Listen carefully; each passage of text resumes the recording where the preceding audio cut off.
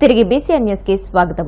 రాష్ట్రంలోని రైతుల సంక్షేమం కోసం సీఎం చంద్రబాబు ఎంతో కృషి చేస్తున్నారని నగిరి ఎమ్మెల్యే గాలి భానుప్రకాష్ అన్నారు. చిత్తూరు జిల్లా వడమాలపేటలో ఆయన మీడియాతో మాట్లాడుతూ ఎన్నికల హామీలలో చెప్పిన దానికంటే కూడా రైతుల కోసం ప్రభుత్వం ఇంకా ఎక్కువే సాయం చేస్తుందని అన్నారు. రైతులందరి కళ్లల్లో ఎంతో సంతోషాన్ని చూశామని ఈ సందర్భంగా ఎమ్మెల్యే తెలియజేశారు. రైతుల సంక్షేమం కోసం వారి అకౌంట్ లో 7,000 రూపాయలు నిన్న రోజు డిపాజిట్ జరిగింది. అలాగే రబీకి ఖరీఫ్ కి అంటే 3 విడతలుగా 7,000, 7,000, 6,000 3 సార్లు మొత్తం కలిపి 20,000 రూపాయలు వారి రైతన్నల అకౌంట్ లో డిపాజిట్ చేయడం జరుగుతోంది. మనం భారతదేశ చరిత్రలో ఏ రైతుకు కూడా మన 20,000 సపోర్ట్ గా మనం ఉన్న దాఖలాలు లేవు. ఇప్పుడున్న తెలంగాణ ఉంది, ఆ పక్క కర్ణాటక ఉంది, తమిళనాడు ఉంది, అలాగే నార్త్ లో ఉంది. ఎక్కడ కూడా లేదు. ఇప్పుడు యూపీలో అయితే కేవలం గవర్నమెంట్ ఆఫ్ ఇచ్చే 6,000 రూపాయలు తప్పితే ఇంకేమీ లేదు రైతులకు సపోర్ట్ కింద. కానీ మన రాష్ట్రంలో మన బాబు గారు రైతులకు పెద్దపీట ఇస్తూ వాళ్ళకి బాగుండాలి, వాళ్ళకి తోడుగా ఉండాలని చెప్పే ఉద్దేశంతో మినిమం సపోర్ట్ ప్రైస్ అన్నిటికీ మనం సపోర్ట్ చేస్తా కూడా ఇది అదనంగా మనం ప్రతి ఒక్క రైతుకి కుటుంబానికి కూడా మనం చేయూతకి వస్తున్నాం. అది మనం చెప్పిన దానికన్నా కూడా ఎక్కువ. మనం ఎలక్షన్ మేనిఫెస్టోలో ఆ రోజు ఏం చెప్పామంటే మనం ప్రతి ఒక్క రైతుకి 10,000 ఇస్తా ఉన్నాం. ఇవాళ అట్లా కాదు, మనం 20,000 ఇద్దామని చెప్పేసి ఒక మంచి స్పృహతో దీంతో భావంతో అని 20,000 రూపాయలు ఇవ్వడం జరుగుతా ఉంది. ఖచ్చితంగా అభినందనీయం. నిజంగా రైతులు కూడా హర్షిస్తా ఉన్నారు. అందరూ కూడా రైతులు నిన్న వాళ్ళ మొహాల్లో చూసిన ఆనందం కానీ చిరునవ్వులు కానీ నిజంగా చెప్తా అంటే నేను అనుకున్నది ఒకటి, మేము చేస్తాడో లేదో అనుకున్నాం, కానీ నిజంగా చేశాడు, నిజంగా ధన్యవాదాలు, మీరు కూడా మా తరఫున చెప్పండి అని చెప్పేసి వారు కూడా చెప్పడం కూడా సంతోషంగా అనిపించింది.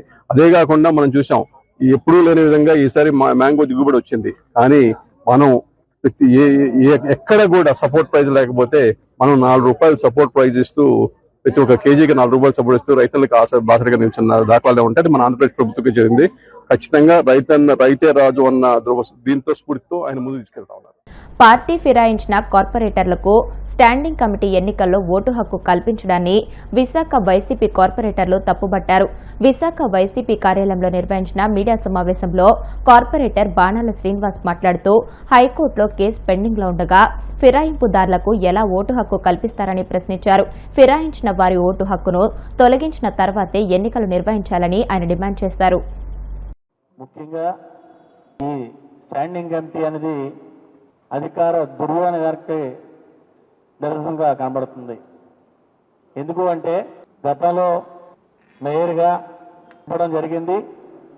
ఆ టైంలో మన పార్టీ మీద, మన పేన గుర్తు మీద వైఎస్ఆర్సీపీ కార్పొరేటర్లుగా గెలిచి మరి దాదాపుగా 27 మంది తెలుగుదేశం, జనసేన, బీజేపీ పార్టీల్లో జంపు అయి జిలానీలందరూ వాళ్ళందరినీ కలెక్టర్ గారికి కూడా వాళ్ళందరి మీద కంప్లైంట్ చేయడం జరిగింది. మాకు ఇక్కడ ఎవరైతే పైనల విజయ్ కుమార్ గారిని లీగల్గా పెట్టారో మరి ఆయన ద్వారా విప్ జారీ చేయించి కలెక్టర్ గారికి కానీ కమిషనర్ గారికి కూడా ఇవ్వడం జరిగింది. అది కోర్టులో కూడా ఉంది, రేపు జడ్జిమెంట్ కూడా వస్తుంది దాని మీద. అలాంటి తరుణంలో కోర్టులో ఉంటుండగా స్టాండింగ్ కమిటీ ఎలక్షన్ ఎలా పెట్టారు అని చెప్పి కలెక్టర్ గారికి మన జిల్లా అధ్యక్షులు కేకే రాజు గారి ఆధ్వర్యంలో ఇవ్వడం జరిగింది.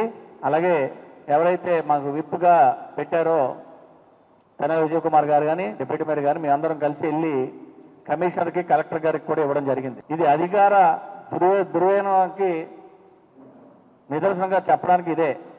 కోర్టులో ఉన్నదానికి కూడా వాళ్ళ చేతుల్లో తీసుకొని ఈ ఎలక్షన్ పెట్టడం జరుగుతుంది.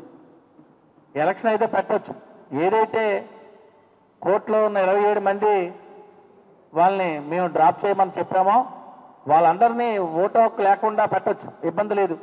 అలా చేయకుండా మరి కలెక్టర్ గారు, కమిషనర్ గారు మరి ఎందుకు ఈ దీంట్లో చొరవ తీసుకున్నారో తెలియదు. దీని మీద మళ్ళీ కోర్టు ద్వారానే మేము ఈ చర్యలన్నీ కూడా మేము కోర్టు ద్వారా జవాబు చెప్తాం.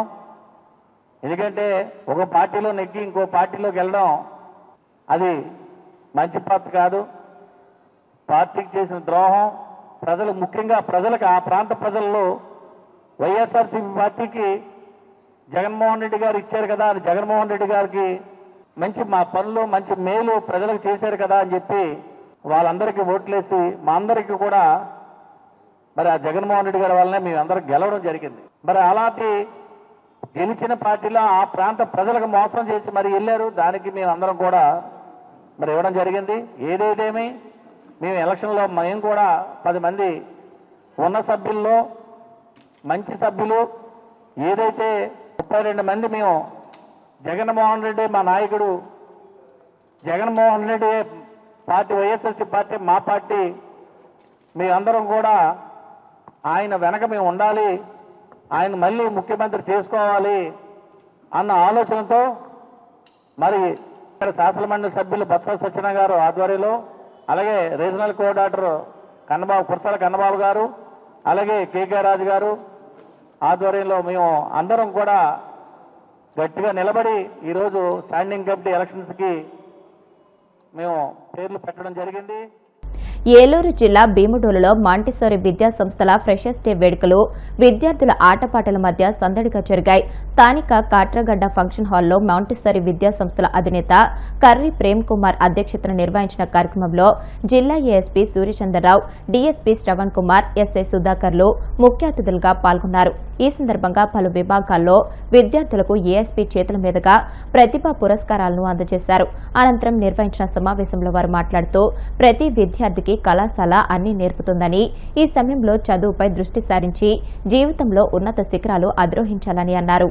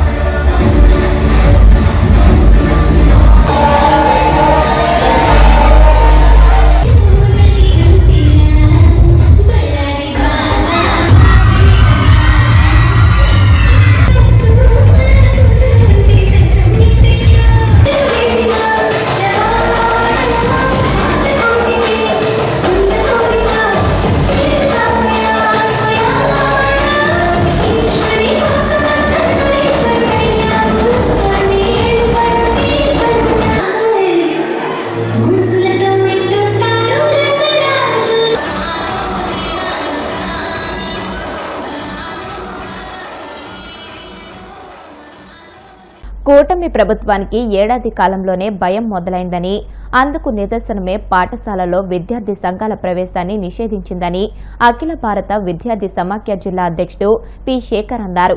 విశాఖ జీవీఎంసీ గాంధీ విగ్రహం వద్ద ఆందోళన నిర్వహించారు. విద్యార్థి సంఘాల నాయకులు ప్రభుత్వ పాఠశాలల్లోకి ప్రవేశం లేదని జీవో విడుదల చేయడాన్ని ఖండించారు. విద్యార్థులు అనేక సమస్యలు ఎదుర్కొంటున్నారని, న్యాయమైన సమస్యల పరిష్కారానికి పోరాటం చేస్తున్న విద్యార్థి సంఘాల నాయకులను పాఠశాలల్లోకి అనుమతించకపోవడం కూటమి నియంతృత్వ ధోరణికి నిదర్శనమని అన్నారు. ప్రభుత్వం అడ్డుగోలుగా జీవోలు ఇస్తూ అణిచివేతకు కుట్రలు పన్నుతుందని మండిపడ్డారు.